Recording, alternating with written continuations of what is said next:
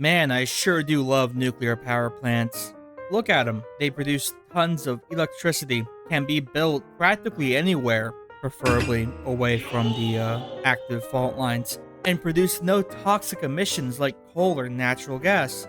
Sure, they do produce harmful waste, but as long as we control it, there's no real issue. Man, it's so cool. Anyways, what is this post?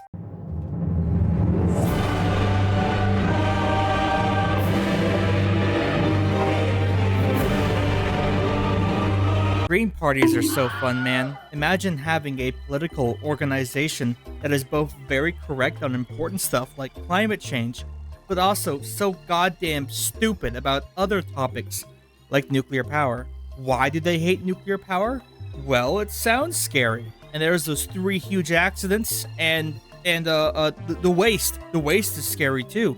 Imagine if terrorists got their hands on radioactive waste. They can do an attack they could probably already do with conventional means without tipping off the giant international security apparatus surrounding nuclear waste.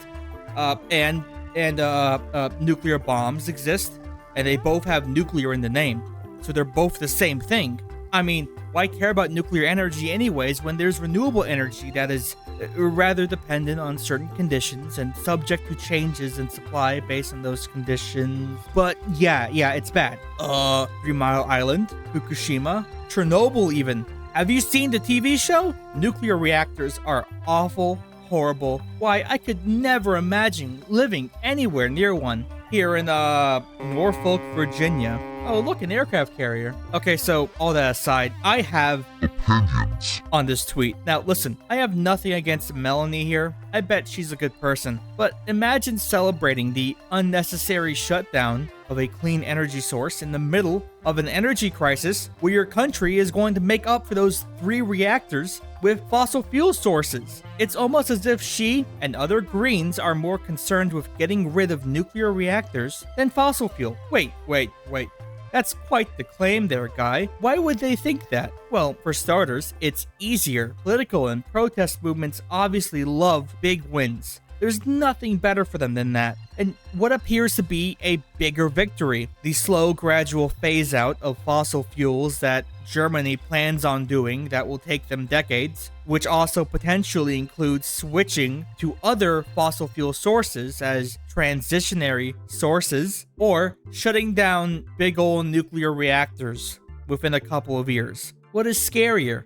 The Fukushima accident, which killed 1 person directly and displaced thousands of people, or the millions of premature deaths caused by fossil fuel emissions that never get news headlines? What's easier for a country to do? Maintain the energy source that requires heavy regulation, testing, and earnest commitment? Or replacing it with the cheap, dirty energy source and promising to change it later? It's pretty plain to see. Environmentalists push for anti-nuclear energy, not from any sort of educated concern over it, which, mind you, most people become more supportive of nuclear energy the more they learn about it, but instead because it's an easy target. Any dummy on the streets could be convinced nuclear energy is bad. They saw a movie where some Hollywood pedophile said, "The reactor's going critical," and then a whole city blows up. It's far easier to make a narrative around that than with concepts like climate change, since there's nothing really to point at, and people are much more intimate with the technology that produces it. The average Joe thinks, well, sure, I don't want the icebergs to melt or whatever, but how am I gonna get to work and take my kids Daenerys and Skibbity to their Fortnite practice? But the truth is, nuclear energy is quite possibly our best bet alongside renewables as a way to replace fossil fuel energy production, but it's been hampered for decades by hysteria. So, in order to explain some famous nuclear incidents, allow me to explain how a nuclear reactor works. So basically, you have your fuel, hot rock, and water. The hotness of the rock is adjusted by control rods. Hot rock never stops being hot, especially when put with other hot rocks. Cover a rock with water. Water gets hot. Push water to stop boiling. Boil. Boiler. Hot water. Make other water hot in boiler. That makes steam. Steam pushes fan. Fan. Makes magnets spin. The magnet spins fast inside of their magnets. Those magnets cut each other's magnet.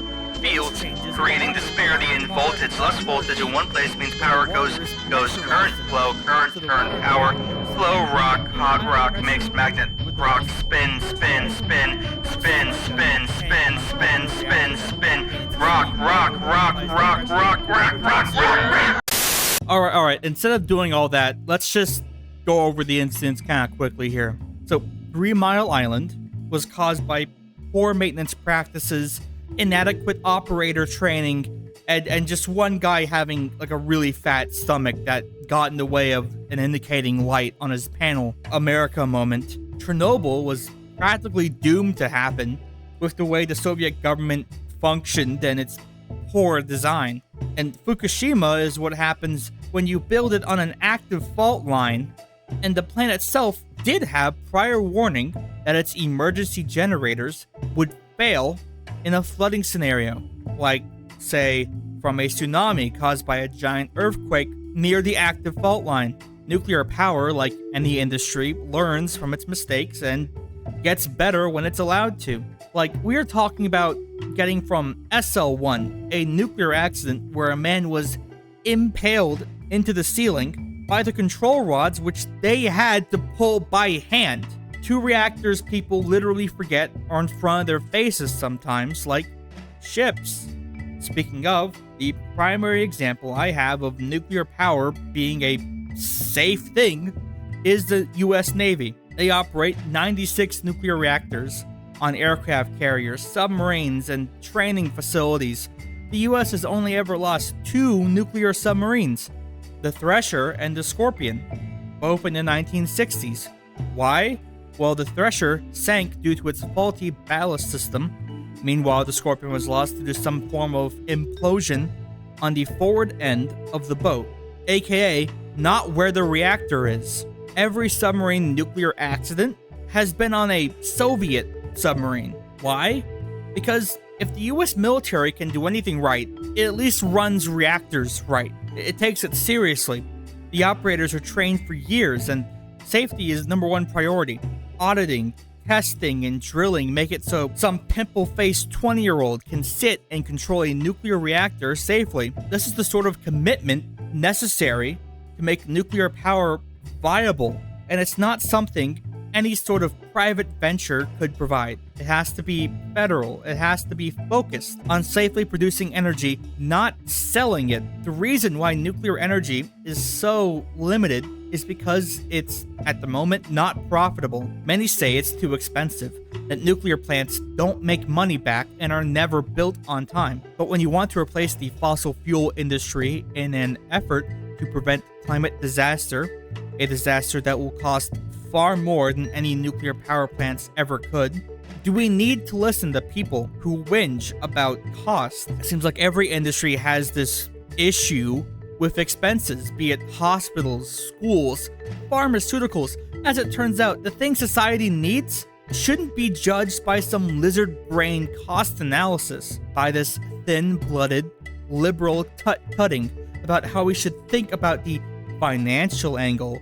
Meanwhile, millions of people are migrating and starving and compromising. Quite frankly, it is tiring seeing liberals exasperate about the climate, but then have cold feet about the actual societal changes necessary to fix it. How they prefer the twee corporate optimism of people individually recycling or turning their lights or AC off, instead of the hard issue of ending the titanic dependency of fossil fuels our economy has. But hey, I'm just some guy, what do I know? I'm not part of their professional political corporate establishment. Maybe they will create some new phone app that tracks your use of, I don't know, phone chargers to better limit your individual carbon footprint. Maybe that will solve climate change, maybe it won't. But it sure as hell is gonna happen before they ever hurt international finance.